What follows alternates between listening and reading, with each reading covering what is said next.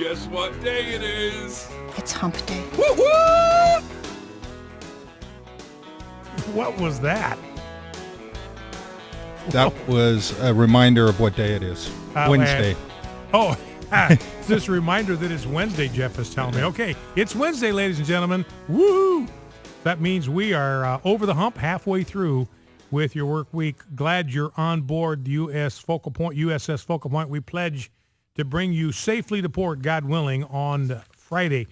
Now, looking at a study here, by the way, again, I tell you, at the end of every program, we are fighting a winnable war, and I want to give you evidence every day. Here is a piece on Breitbart.com. Majority of Americans think abortion is wrong. Now, when you think about this, we are winning the battle for the hearts and minds of the American people when it comes to abortion. There is absolutely no reason why we cannot do the same thing with regard to homosexuality and homosexual behavior. People ask me when I'm doing interviews, well, isn't it time to just kind of give up? The momentum is clearly going the other direction. And isn't it time to just roll over and accept reality here that that's the direction that things are going? That's the consensus. And I said, that's just an absurd argument. Back in 2004, the overwhelming consensus is that marriage was a union of one man and one woman. That proposition had won 31 times in a row at the ballot box. And I said, that would have been a time for the other side to just give in and say, look, we can't stop it. There's an overwhelming consensus here. All the momentum is with natural marriage. Let's just give up and go home. I said, they didn't quit. They didn't go away. They kept plugging away. They didn't quit, and we're not going to quit either. So this whole business of consensus and trend, all of this is fluid. It can change, as we have seen just in the last decade. If it changes one direction, ladies and gentlemen, what that means is it can change in the other direction. Now, here's the winnable war moment. This is from a Pew Research poll. 3 times as many Americans think abortion is morally wrong as those who think it is morally acceptable. In this poll, 49% of the people they polled said abortion is immoral. Only 15% thought that it met their moral standards, that it was a positively moral thing to do. Now, 23% said morality doesn't figure into the issue at all. So I don't know what in the world they are thinking. But here's the point. 3 times as many Americans believe that abortion is immoral as believe it is a moral and right thing to do. Now, I want to talk a little bit about some of the thoughts I've got about Ted Cruz and kind of this whole business about defunding Obamacare. It's kind of all related and tied in together. But I've got a column up at rightlyconcerned.com if you'd like to read it. And basically the thrust of my column is you can tell that Ted Cruz is the real deal. And the reason that you can tell that Ted Cruz is the real deal is that everybody is mad at him. Ted Cruz has got all the right people angry with him, stewed at him, trying to take him out. He's ticking off all of the right people. Now, for instance, you can tell when you look at what the left does, you can tell who they're afraid of. You know exactly who represents a threat to their agenda because those are the people that they attack. If they ignore somebody, they do it because that person represents no realistic threat to the secular leftist agenda. So they're going to go after the people. They're going to try to kneecap the people. They're going to try to discredit the people. They're going to try to undermine, undercut, sabotage anybody that they think represents a threat to their agenda. Who are they training all of their fire on right now? It's on Ted Cruz.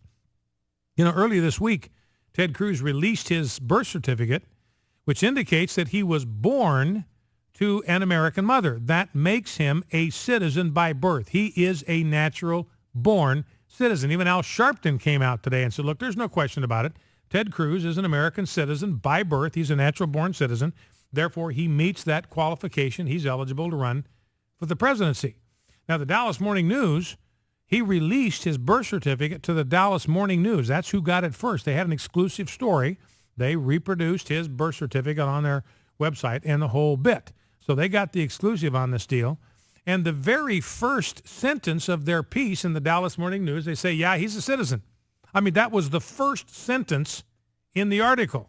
So, I mean, I think they were hoping they would have some kind of a blockbuster story here And instead, they realized they got no story whatsoever with regard to his American citizenship. He's an American.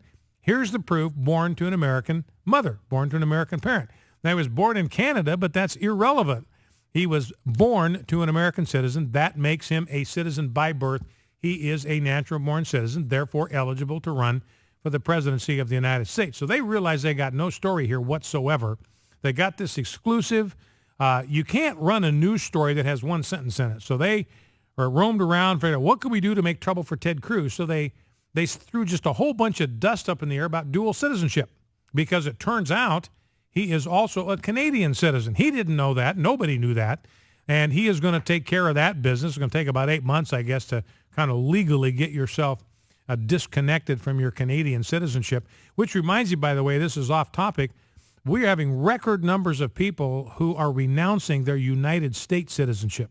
Record numbers. 4 times as many people in the last quarter as renounced their citizenship a year ago in the same quarter. It's happening in droves. One reason, it is taxes. Because the American government, if you live overseas, they try to hit you every way they possibly can. You make any money overseas, you got to pay taxes on it in the United States. So these people say, what am I doing? I don't live in the United States. I don't use any services of the United States. I'm living in this country. I mean, Tina Turner did this. She's living in Switzerland. She renounced her citizenship. No reason for her, she could see, to pay taxes, United States taxes, when she's not making any money in the United States. It's a no-brainer. So anyway, Ted Cruz going the other direction, says, I am an American. I'm going to renounce my Canadian citizenship. So the Dallas Morning News spends 2 pages on a non-story, just throwing all this dust up in the air about dual citizenship. So why do they do that? They have no story here. In fact, their story proves that the concern that people have raised is completely groundless. He is, in fact, a citizen. They admit it in line 1. Al Sharpton's out there admitting it, so there shouldn't be any question on anybody's part. Every constitutional scholar that's been consulted that I've read has said exactly the same thing. Well, why are they making trouble for him? Because he represents a threat to the agenda of the left. Now, you look at the Washington Post. Can't get any further left than the Washington Post, and they've got more of a vested interest in political matters at the national level than anybody. They did 12 stories in 2 days on this birther issue. They did 12 birther stories on Ted Cruz in 2 days. Remember, this was the same newspaper where people were raising questions back in 2007, 2008, 2009 about the legitimacy of his birth certificate. Was he a natural-born citizen? And that went on for some time before the Washington Post would even acknowledge that anybody had a question about this. I mean, they just buried that, wouldn't even look at it, wouldn't even touch it. Took years for them even to acknowledge that people had that concern and were raising that question and discuss the questions that people were raising. But here, Ted Cruz releases his birth certificate. All of a sudden, boom, you have 12 stories in 2 days. Now, realize they're not doing this to Mitch McConnell. They're not doing this to Lamar Alexander. They're not doing this to Marco Rubio. They're not doing this to John McCain. They're not doing this to Lindsey Graham. Why? Because they represent zero threat to the agenda of the left. In fact, the left, Marco Rubio, he's taken himself out completely. He's kneecapped himself with the Marco Rubio permanent Democratic majority amnesty bill. So they can ignore him. He doesn't represent a threat any longer. He's out there now trying to kiss and make up with people on the right. Not going to work. But the left loves Republicans like Mitch McConnell and Lindsey Graham and John McCain because they're like little lapdogs.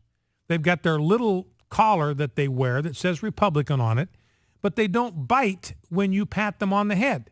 They seem to appreciate it. They seem to like it when you pat them on the head and say nice things about them. They seem to like that. Now, Ted Cruz, he's not a lapdog. He's not anybody's lapdog. He is a Doberman Pinscher. He is a junkyard dog. He's in it to win it, and he's in it to fight. Now, here's the deal. Here's why you know that Cruz is the real deal is establishment Republicans are as teed off. Well, they're more teed off with Ted Cruz than the secular left because they are furious with Ted Cruz for this effort to defund Obamacare through the continuing resolution. Now, here's my suggestion as to why they hate it. They hate it because it is bold. They are nervous Nellies. They are the most risk-averse group of scaredy cats you have ever seen in your life, and they know that something that's bold always involves risk. So they want to avoid risk at all costs. They don't want to do the right thing. They don't want to do the courageous thing. They don't want to do the thing that's right for America. They want to do the safe thing. They want to do whatever they can to avoid getting in the crosshairs, avoid being shot at. And Ted Cruz's plan could prompt President Obama to shut down the whole government. President Obama could shut down the whole thing. Wouldn't be Ted Cruz and Mike Lee and the Republicans doing that, because they're going to provide a continuing resolution that would fund all of the government except for Obamacare. If Obama's not happy with that, then he would be the one shutting things down. But these scaredy cat Republicans are afraid that rock is going to roll back down on them. But, you think about if the Republicans believe their own swill, and I'm calling it swill because if they really believed it, then voting for the Cruz proposal would be a no-brainer. If Obamacare is as bad as they have been saying it is for 3.5 years, and voting for Cruz's proposal is an absolute no-brainer. But they don't want to do it because it's risky, it's bold. And so what's happening here is Cruz is separating out the sheep from the goats in the Republican fold from the Karl Roves and their ilk, the elite Republicans, the ruling class Republicans, and they just hate that. Now, and part of it on the House, see, they know that this vote on the continuing resolution, this is a substantial vote. This is a substantive vote. Now, you're going to hear, you go to a town hall meeting with a representative, a Republican representative, and all he's going to talk about is how he voted 42 times to repeal Obamacare. Well, those were nice votes. They were correct votes. They were good votes, but they were meaningless. They were impotent. They had no substance to them. They were purely symbolic. And again, I don't fault them for voting for that whatsoever. That was the right vote. But they weren't substantive votes because they knew that they were safe. They could safely vote to repeal Obamacare because they knew that thing would go to the Senate and die in a minute. So that was a safe vote for them to cast. This one is not. They know this is substantive. It involves risk. It actually could shut down Obamacare, and it just absolutely freaks them out. They know that if they vote for this thing, there's going to be punchback from the Washington Post. These guys can't take a punch, so they just prefer to stay out of the ring altogether. Focal Point AFR Talk.